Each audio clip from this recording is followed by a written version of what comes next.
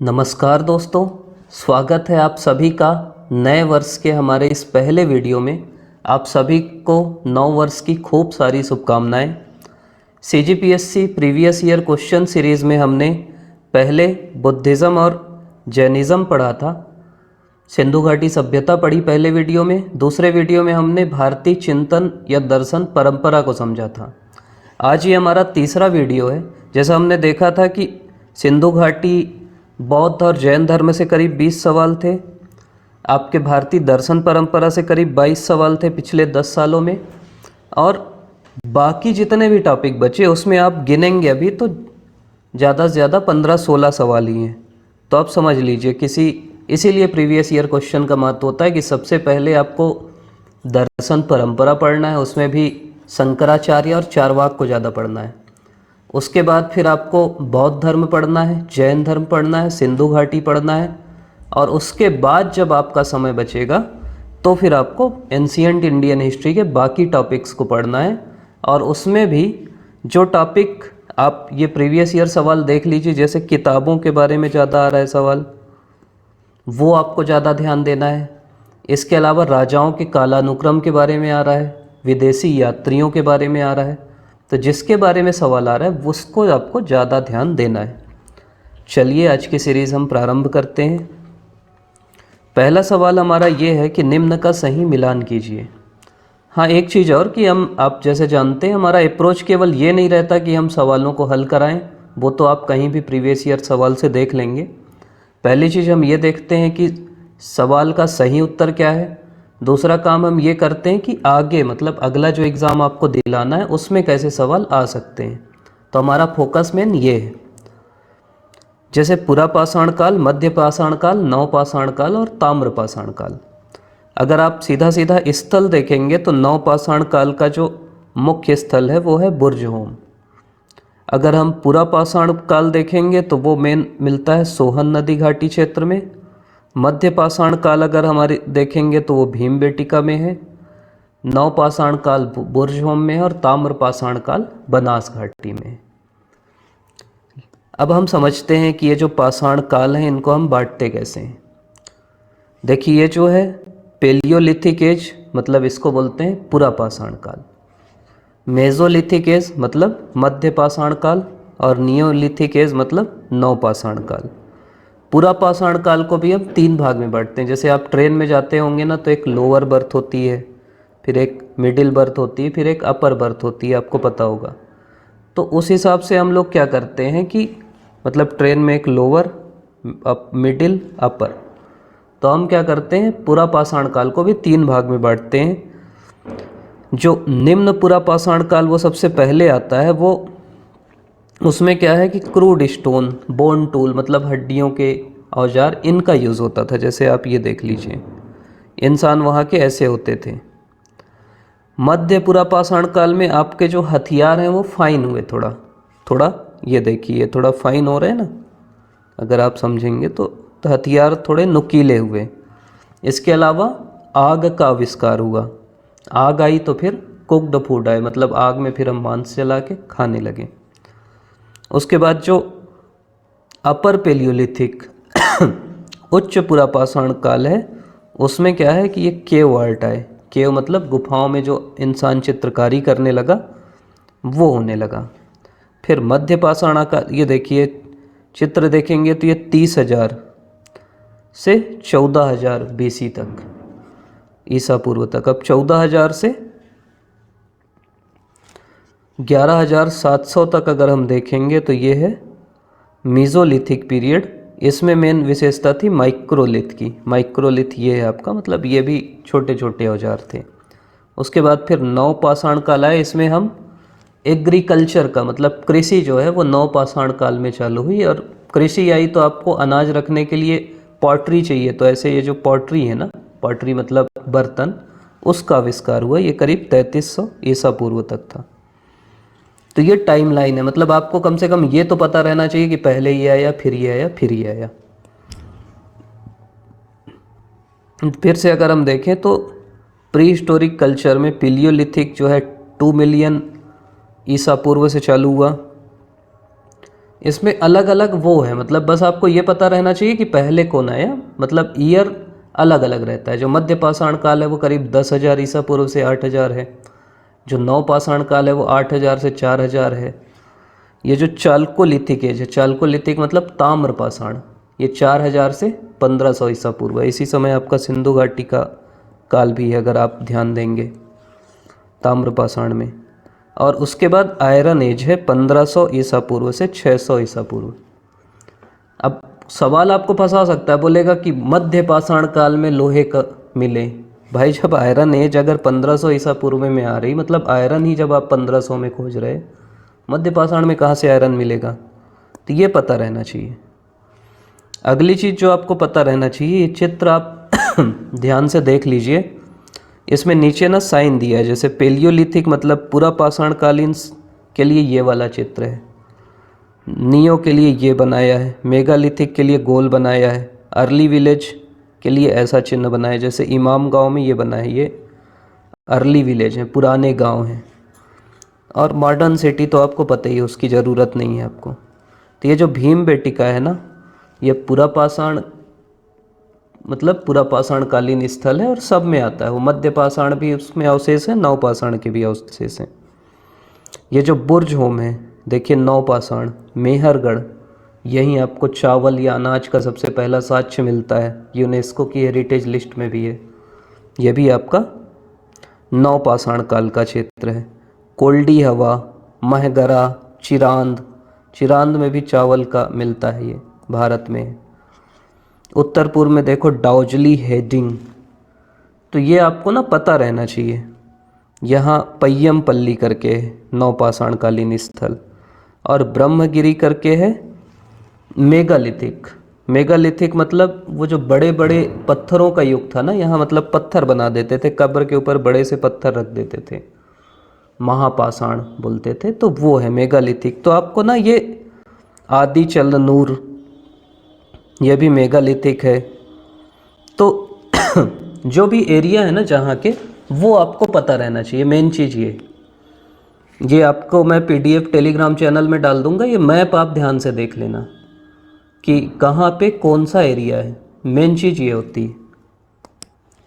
देखिए अब ये सवाल, नवपाषाण युग में भारतीय उपमहाद्वीप के उत्तर पश्चिमी क्षेत्र में निम्नलिखित में से किस स्थान पर कृषि के अभ्युदय के प्रारंभिक प्रमाण मिले?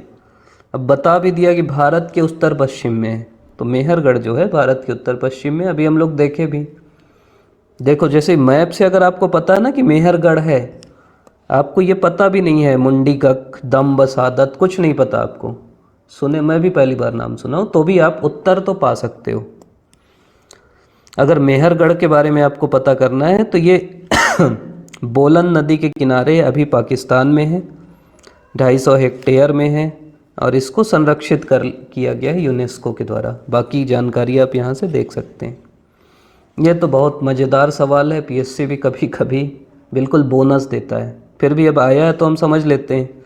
नंदी आपको पता ही है, भगवान शिव के सवारी है, शिव के साण हैं। कल्पवृक्ष आपको पता है कि आप जो सोचोगे वो होता है। ऐरावत आपको पता है दिव्य सफ़ेद हाथी हैं इंद्र भगवान के, और कामधेनु पवित्र गाय। तो ये सवाल आया था मिलाने के लिए। अगला है कि मगध साम्राज्य की राजधानी पाटलिपुत्र के बारे में कौन सा कथन सत्य है? अब अगर पाटलिपुत्र के बारे में आपको जानना है तो पाटलिपुत्र ना गौरवशाली नगर है पुराने समय का। यहाँ गंगा नदी, सोन नदी, गंडक नदी ये सब बहती हैं और जलदुर्ग बनता है। तो पाटलिपुत्र के उत्तर में गंगा नदी है और पश्चिम में सोन नदी है, ये इसका उत्तर है।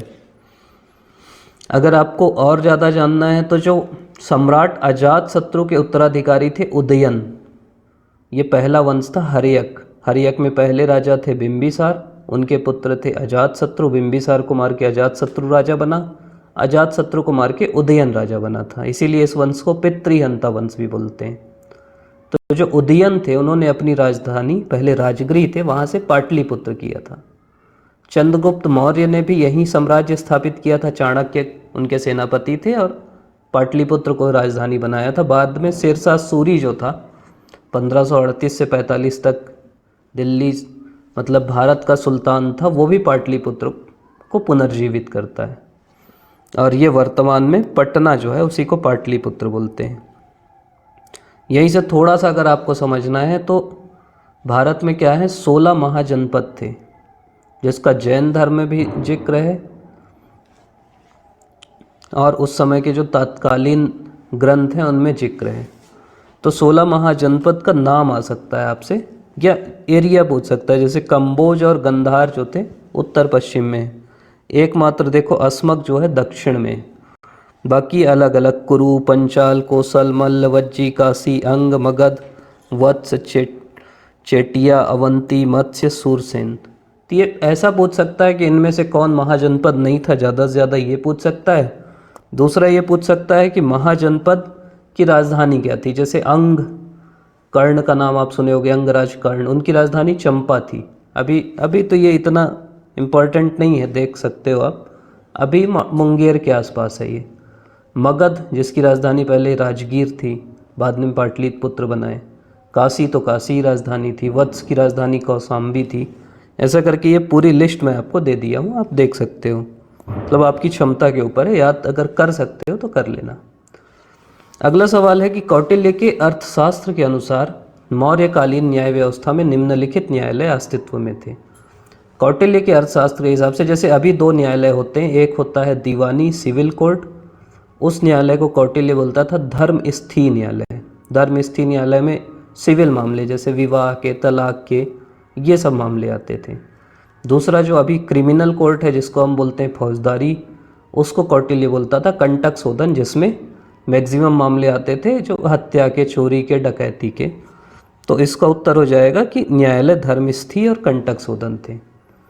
अब चार जो ऑप्शन है उसमें से एक ऑप्शन है धर्म महामात्र।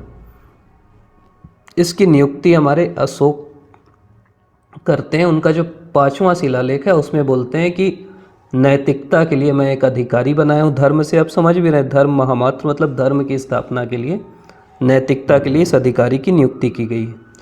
दूसरा इसमें रज्जुक दिया है। रज्जुक मतलब है कि ये राजकीय अधिकारी थे, जिसका जिक्र 3रे शिलालेख में है कि ये हर 5 साल में राज्य का दौरा करेंगे।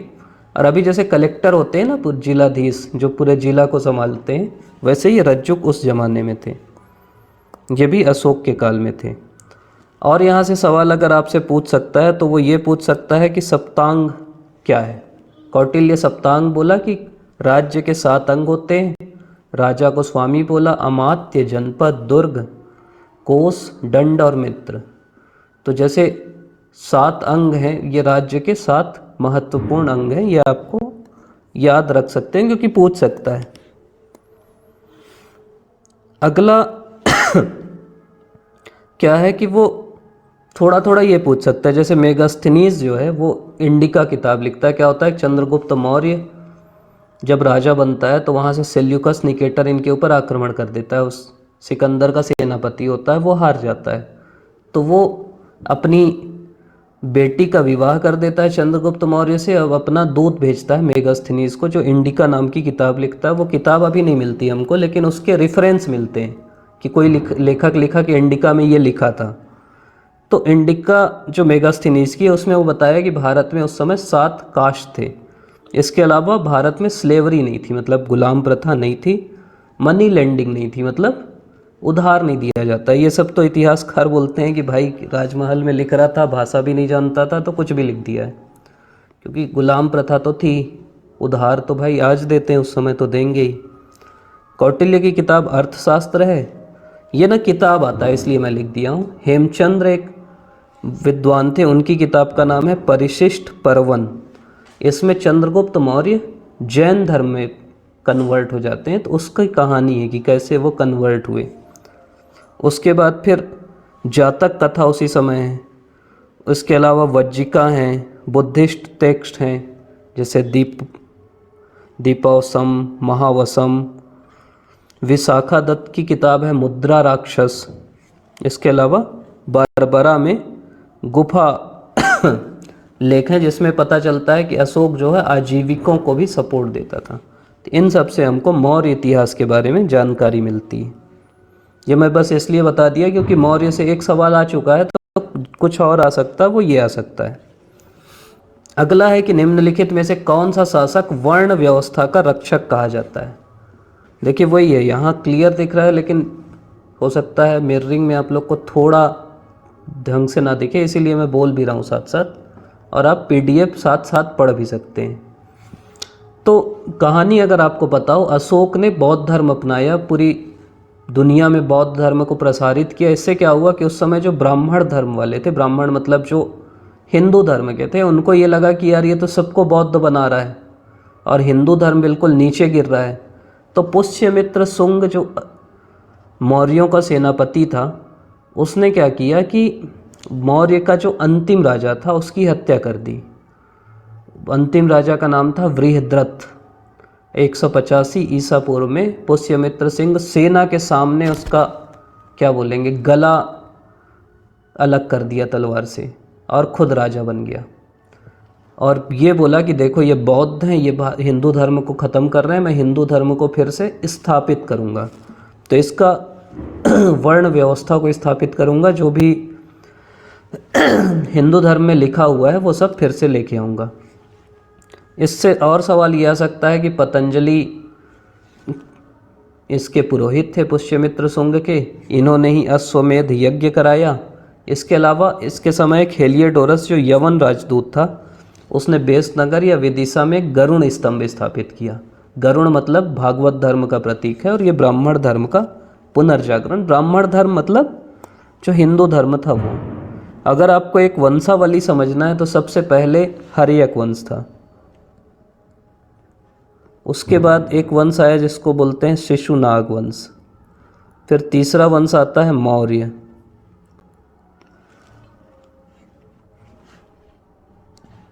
थोड़ा सा मैं वो हो गया, हर्यक वंश था, फिर शिशुनाग वंश था, फिर तीसरा वंश जो आता है वो है नंद वंश। आप सुने होंगे धनानंद को हरा के चंद्रगुप्त मौर्य आया। फिर चौथा वंश आता है मौर्य, पांचवा वंश आता है शुंग, छठा आता है कण्व, और उसके बाद आते हैं आंध्र सातवाहन। तो ये आपको ना क्रम पता रहना चाहिए, कभी धोखे से पूछ लिया, या क्रम से ये भी रहता है कि मौर्य का मान लीजिए दे दिया बिंदुसार और शिशुनाग का नागाशोक या कालाशोक, तो पूछा पहले कौन आया, तो आपको अगर वंश पता है तो आप ये अच्छे से बता सकते हैं कि पहले कौन आया। देखिए फिर शासकों को भी क्रम में जमा रहा है। शासकों के बारे में पहले मैं बता ही देता हूँ। पहले जो राजा थे उनका नाम था श्रीगुप्त। श्रीगुप्त ने गुप्त वंश की स्थापना की और महाराज का टाइटल लिया। घटोत्कच जो हैं श्रीगुप्त के बेटे थे, वो भी महाराज लिए, लेकिन मेन जो वास्तविक संस्थापक था वो था चंद्रगुप्त मौर्य। 319 एडी में ये राजा बनता है और महाराजाधिराज की वो पदवी लेता है, और लिच्छवी प्रिंसेस, लिच्छवी राजकुमारी कुमार देवी से विवाह करता है। इसके बाद इसका बेटा आता है समुद्रगुप्त, वो 335 ईस्वी से 380 तक शासन करता है। विसेंट स्मिथ के हिसाब से उसे भारत का नेपोलियन कहा जाता है, और इन्होंने एक प्रशस्ति लिखवाई जिसको बोलते हैं प्रयाग प्रशस्ति। इसके बारे में आगे सवाल होगा, इसलिए मैं नाम नहीं बता रहा हूँ, आप अपने दिमाग में याद करो कि प्रयाग प्रशस्ति कौन लिखा है। इसके बाद अगला राजा आता है चंद्रगुप्त II, जिसको बोलते हैं चंद्रगुप्त विक्रमादित्य। इसके दरबार में 9 रत्न थे। 9 रत्नों को भी आप याद करके रखो, कितने याद होते हैं? कालिदास, सोचो, इसको भी मैं आगे बताऊंगा। अगला राजा होता है कुमारगुप्त। इसके बारे में खास ये है कि इसने नालंदा यूनिवर्सिटी की स्थापना की थी। इसको शक्रादित्य भी बोलते हैं। उसके बाद स्कंदगुप्त आता है, ये वैष्णव था, और जो इसी के समय में ये सवाल आ सकता है कि हूण जो है ना उत्तर पश्चिम से आक्रमण कर रहे थे, तो हूणों का आक्रमण किसके समय ज़्यादा हुआ या किसने उनसे बचाया था, तो ये अपने को बचा लेता है उनसे। और विष्णुगुप्त जो आखिरी नोन राजा था, मतलब जिसके बारे में हमको जानकारी मिलती है, वो विष्णुगुप्त था। अब आप जमा लो, अब तो जमा लोगे ना। चंद्रगुप्त, अब देखो यही बेसिक चीज़ है ना, चंद्रगुप्त के बाद ही चंद्रगुप्त द्वितीय आएगा ना, तो चंद्रगुप्त, फिर समुद्रगुप्त, फिर चंद्रगुप्त द्वितीय, फिर कुमारगुप्त, फिर स्कंदगुप्त। तो जमाया है 1 2 3 4 5। देखो इसी की बात मैं कर रहा था। निम्नलिखित कथनों पर विचार कीजिए। हरिसेन समुद्रगुप्त के दरबार का प्रसिद्ध कवि था। सही बात है। उसने देवी चंद्रगुप्तम महाकाव्य की रचना की। गलत बात है। वह प्रयाग प्रशस्ति का भी रचयिता था। सही बात है। हरिसेन जो चंद्रगुप्त का दरबारी कवि था, प्रसिद्ध कवि था, उसने प्रयाग प्रशस्ति की रचना की, जिस प्रशस्ति में उसने समुद्रगुप्त की विजयों के बारे में बताया है। उसमें वो ये भी बताता है कि वो कोसल के राजा और महाकांतार मतलब बस्तर के राजा को हराता है।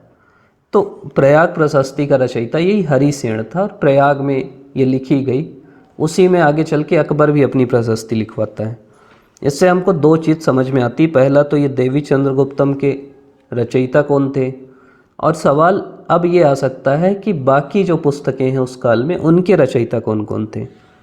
ये पहले आप ये समझ लीजिए कि यही आपके हरिसेन हैं। बढ़िया, देखो बैठ के वीणा बजा रहे हैं, गायक टाइप के आदमी थे।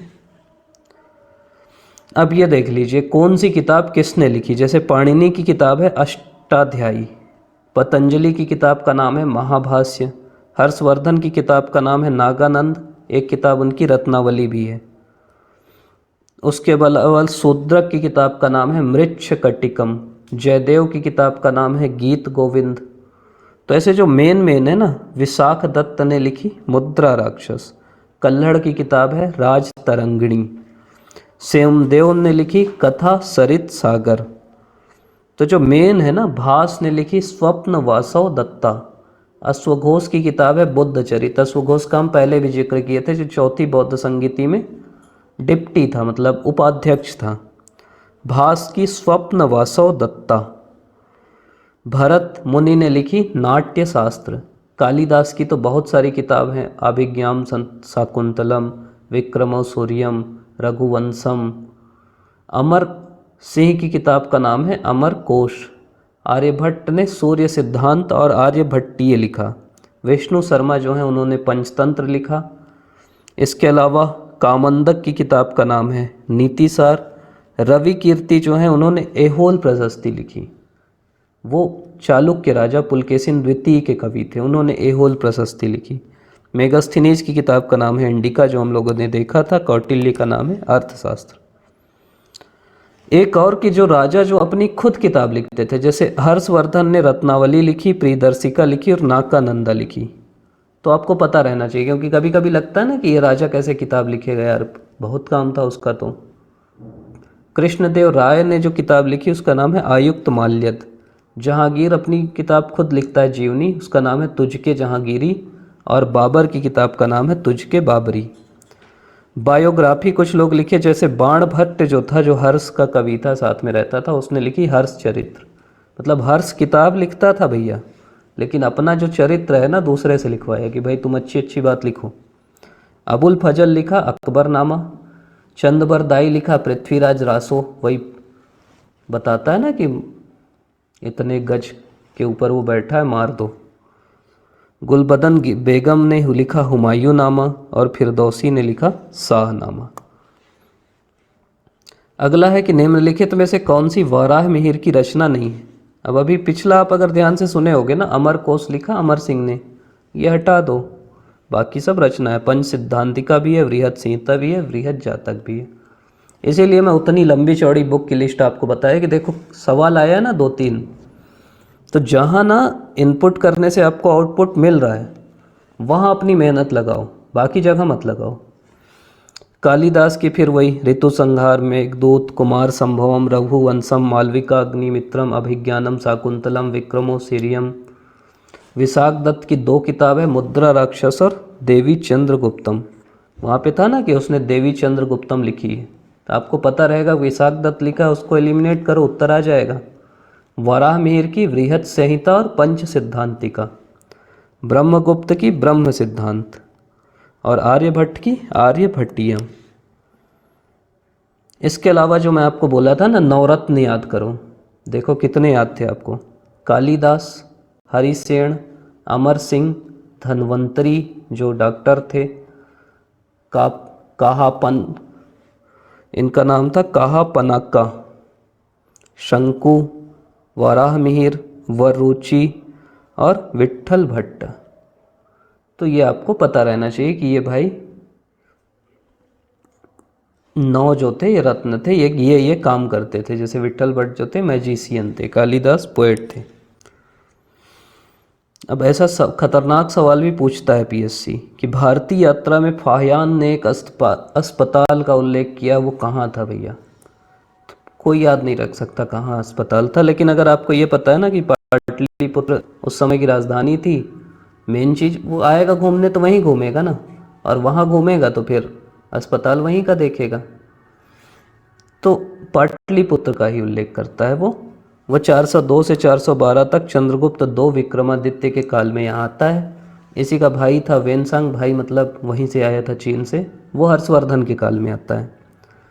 इसके बारे में अगर मेन फैक्ट आपको देखना है तो एक ये है कि ये ना पाटलिपुत्र में अशोक का महल देखा था। पाटलिपुत्र गया तो देखा कि भाई यही अशोक का महल था। इससे हमको ये पता चलता है कि अशोक का महल सही में बहुत अच्छा था, क्योंकि इस समय तक अशोक 300 ईसा पूर्व में था और ये 400 में आया है, तो 700 साल तक महल था। इसके अलावा ये चंडाल का मेंशन किया है कि शहर के बाहर रहते थे, आदि इनके बारे में बताया है। ये ट्रेवल कहाँ किया? जो बुद्ध से रिलेटेड सिटी थे, जैसे श्रावस्ती, सारनाथ, बोध गया, वैशाली, राजगीर, क्योंकि बौद्ध धर्म का अध्ययन करने ही आए थे। मथुरा भी गया था। अगला सवाल है कि उदयगिरी और खंडगिरी गुफाओं के संदर्भ में कौन से कथन सही हैं? मतलब गुफाओं के बारे में भी थोड़ा सा पूछ रहा है। अजंता एलोरा भी पूछ सकता है, मतलब यहीं से आपको सवाल, फायान पूछा है तो वेनसांग पूछ सकता है, गुफा पूछा है तो अजंता पूछ सकता है। पहला कि इसमें प्राकृतिक और कृत्रिम दोनों तरह की गुफाएं, सही बात है। प्राकृतिक पहले थी, कुछ राजा लोग बनाए तो कृत्रिम हो गई। उदयगिरी में 18 और खंडगिरी में 15 गुफाएं, ये भी सही बात है। बेसिक पढ़े होगे, जो अच्छे से रटे होगे तो बन जाएगा। तीसरा है कि खंडगिरी गुफाएं हाथी गुम्फा और शिलालेख के लिए प्रसिद्ध हैं, ये गलत बात है। उदयगिरी में जनरली हाथी गुम्फा शिलालेख है, तो 1 और 2 सही है। इनका निर्माण, जो उदयगिरी और खंडगिरी की गुफाएं थी, उनका निर्माण मेघवंश के राजा खारवेल ने किया था। अब सवाल ये भी आ सकता है कि हाथी गुम्फा अभिलेख किसने लिखवाया था? तो ये भी मेघवंश के राजा खारवेल ने 2वीं शताब्दी ईसा पूर्व में लिखवाया था। ये जो भुवनेश्वर के पास गुफा है कटक के, तो इसीलिए इसको कटक गुफा भी बोलते हैं। देखो ये गुफा है उदयगिरी खंडगिरी की, उधर घूमने जाओ तो जाइएगा। तो ये आज का हमारा वीडियो था, आपने अभी तक देखा इसके लिए आपका धन्यवाद। 2-3 चीज़ें जो आपको समझनी चाहिए। पहली चीज़ ये कि हमारा जो प्राचीन भारत है उसमें कैसे सवाल आ रहे हैं।